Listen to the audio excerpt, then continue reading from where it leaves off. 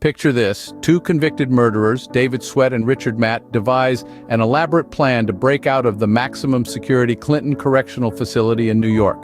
David Sweat and Richard Matt, two names that would become synonymous with audacity and cunning. Sweat, a man sentenced to life without parole for the murder of a police officer, and Matt, serving 25 to life for the brutal killing of his former boss, were both hardened criminals with nothing to lose. They found themselves confined within the cold, austere walls of the Clinton Correctional Facility, a maximum security prison in New York. But behind these walls, a daring plot was taking shape. Sweat, a meticulous man with a keen eye for detail, began to notice something about the prison, its structural weaknesses. He observed the loose bolts, the rusting pipes, the decaying infrastructure that the prison authorities had overlooked. It was these weaknesses that Sweat and Matt would exploit in their audacious escape plan. Their plan, however, needed an accomplice, someone on the inside who could provide them with the tools they needed to break free. Enter Joyce Mitchell, a seemingly innocuous prison worker. Mitchell was drawn into their web of deception, becoming an unwitting pawn in their escape plan. Little did she know her involvement would later echo the infamous case of Vicky White, an Alabama corrections officer who aided an inmate in his escape only to meet a tragic end. As Sweat and Matt began to slowly chip away at the prison's structural weaknesses, their plan began to take shape. They knew the risks, they knew the potential consequences, but for them, the prospect of freedom was worth everything.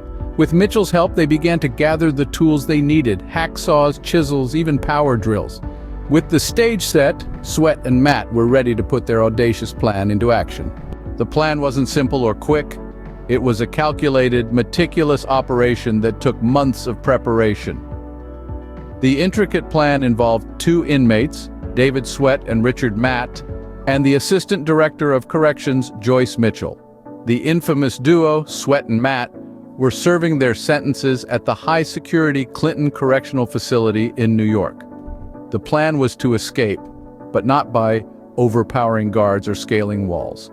No, their plan was far more cunning and complex. Joyce Mitchell, who had formed a special bond with the inmates, played a crucial role in this plan. She smuggled in tools, including hacksaw blades, chisels, and a punch.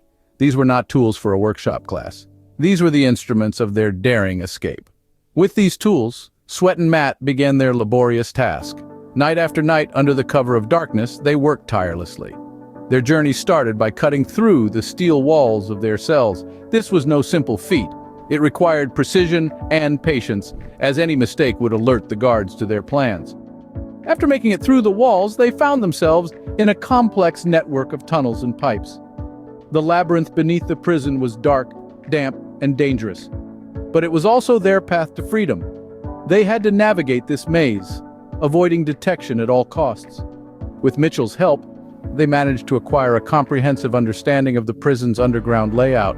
They knew which tunnels to traverse, which pipes to follow, and which turns to take. This knowledge was instrumental in their journey towards the outside world. The final stage of their intricate plan was to cut through a steel steam pipe that led to a manhole outside the prison walls. This was the most dangerous part of their operation. The risk of detection was at its highest, but Sweat and Matt were undeterred. They cut through the thick steel, creating a narrow passageway to freedom. With the final cut made, the path to freedom lay open for Sweat and Matt. On the night of June 6, 2015, Sweat and Matt put their plan to the test. Their months of meticulous planning, of careful observation and calculation were about to pay off, or lead them into a deeper abyss.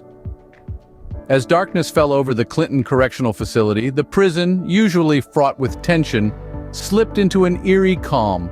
The guards, unaware of the drama unfolding beneath their feet, continued their routines. Sweat and Matt, in the meantime, were maneuvering through the labyrinth they'd carved out within the prison's underbelly.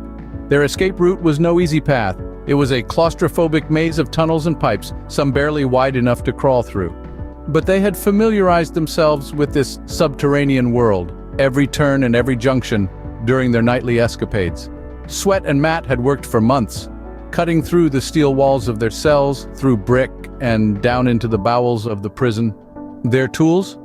nothing more than hacksaw blades and chisels. Their determination and an unwavering belief in their plan. They crawled and shimmied through tight spaces, their hearts pounding in their chests, not just from the physical strain, but from the incredible risk they were taking. Every creak, every echo in the tunnel could mean discovery and a swift end to their dreams of freedom. But the night continued undisturbed. They finally emerged, not within the prison walls, but from a manhole cover outside, under the cover of darkness. The world outside, so long a distant dream, was now within their grasp.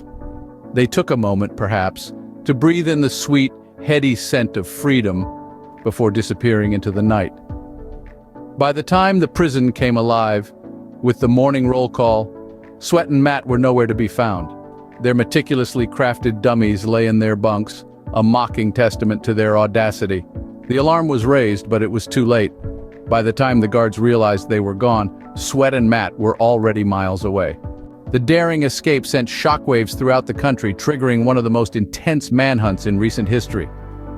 As the news of the audacious breakout spread, federal, state, and local enforcement agencies joined forces to track down the escapees. The nationwide manhunt that ensued was nothing short of a cinematic thriller, complete with twists and turns that kept everyone on edge. Richard Matt, the older and seemingly more dangerous of the two, was the first to be located. Nearly 3 weeks after the escape, he was found in a wooded area not too far from the prison. Cornered and refusing to surrender, Matt met his end at the hands of a federal agent. David Sweat, however, proved to be more elusive. He managed to evade capture for an additional 2 days, but his freedom was short-lived. In a dramatic turn of events, Sweat was spotted and pursued by a New York State trooper. The chase ended with Sweat being shot and taken into custody, putting an end to the 23-day manhunt. Meanwhile, repercussions for Joyce Mitchell, the prison worker who assisted in the escape, were swift and severe.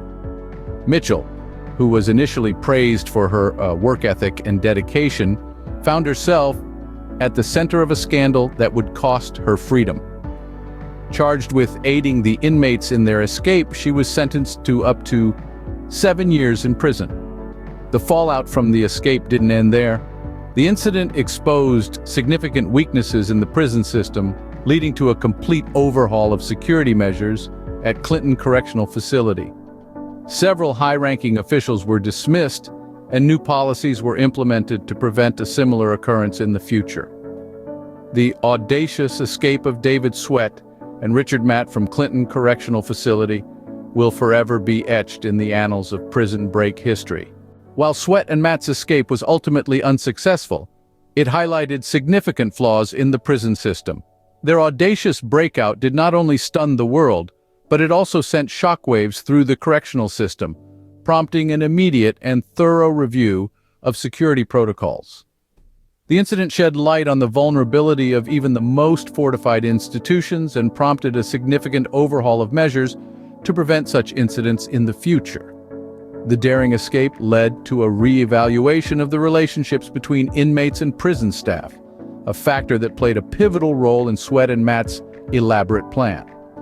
The case of Vicky White, an Alabama corrections officer who facilitated an inmate's escape, further emphasized the need for stringent regulations on staff-inmate interactions.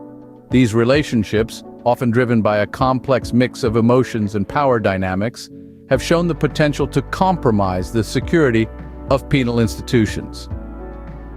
In the wake of these events, correctional facilities across the country have implemented stricter measures to monitor staff interactions with inmates, bolstering the oversight of officers and reinforcing the boundaries that separate them from the incarcerated. The incident has also highlighted the importance of adequate staffing in maintaining prison security, bringing to the forefront discussions on recruitment and retention in the corrections sector. Moreover, Sweat and Matt's escape has served as a grim reminder of the lengths to which individuals will go to regain their freedom.